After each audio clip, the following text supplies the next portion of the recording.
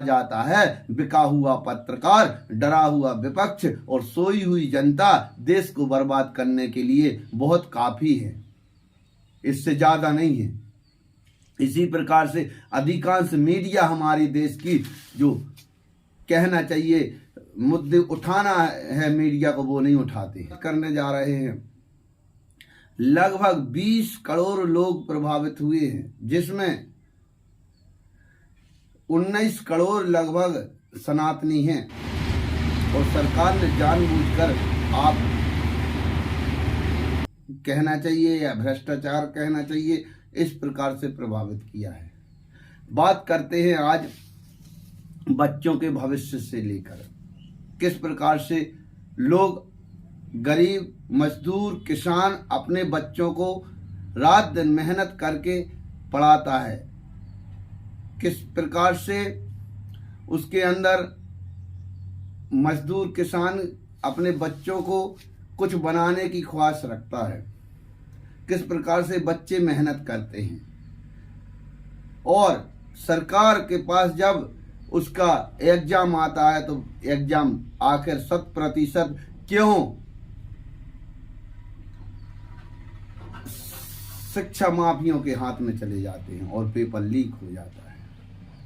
हाल ही में यूपी में लगभग 60 लाख बच्चों ने एग्जाम दिया, पुलिस भर्ती का एग्जाम लीक हो गया, बिहार में एग्जाम लीक हो गया और अभी फिलहाल देश की नंबर 1 परीक्षा कही जाने वाली नीट, जिसमें बच्चा डॉक्टर बनते हैं, बच्चा डॉक्टर बनकर आपकी हमारी शरीर हमारे भविष्य की रक्षा करते हैं और एक एक बच्चा 5-5, 10-10 लाख रुपए खर्च करता है। उसमें गरीब किसान किस प्रकार से अपने बच्चों को उस मुकाम तक ले जाता है कि नीट की परीक्षा तक बच्चे कितनी मेहनत करते हैं, कितनी, उसके बाद पेपर लीक हो जाता है। देखिए 23,35,000 बच्चों ने नीट की परीक्षा दी। अब इनसे देखिए एक बच्चे का कम से कम 5 लोगों का परिवार है तो करोड़ों से ज्यादा हो गए। इसी प्रकार 50 लाख बच्चों ने 50-60 लाख बच्चों ने यूपी में पुलिस भर्ती परीक्षा दी। इसी प्रकार 5 साल में लगभग करोड़ों बच्चों ने परीक्षा दी और पेपर फोड़ दिए। गुजरात, यूपी, एक कैसी भक्ति है, क्या भगवान रामचंद्र जी खुश होंगे? हमारी आप सबसे निवेदन है, देश के युवा साथी अब जागिए, यदि आप अब नहीं जागोगे तो दुर्भाग्य है देश का। कहा जाता है बिका हुआ पत्रकार, डरा हुआ विपक्ष और सोई हुई जनता देश को बर्बाद करने के लिए बहुत काफी है, इससे ज्यादा नहीं है। इसी प्रकार से अधिकांश मीडिया हमारे देश की जो कहना चाहिए मुद्दे उठाना है मीडिया को, वो नहीं उठाते हैं। हमारी आप सबसे निवेदन है, नीट के एग्जाम में देखिए हमारे देश के शिक्षा मंत्री किस प्रकार से बच्चों के भविष्य से खिलवाड़ करने वाले शिक्षा माफियों के साथ हैं। कभी कहते हैं कोई भ्रष्टाचार नहीं हुआ, पेपर लीक नहीं हुआ, कभी कहते हैं कि दोषियों को बख्शा नहीं जाएगा। मतलब 24 लाख लगभग बच्चों ने परीक्षा दी, इनके साथ ये सरकार नहीं है, पेपर माफियों के साथ सरकार है। माननीय सुप्रीम कोर्ट मामला गया है और हमें आशा है, माननीय न्यायालय पे भरोसा है, न्यायालय गंभीरता से लेगा। लेकिन न्यायालय कहां तक ऐसे मुद्दों को सुलझाएगा? हर परीक्षा लीक हो रही है। हमारी आप सबसे निवेदन है, उठिए और सड़कों पर आइए अपने अधिकार के लिए। इस प्रकार कहां तक आप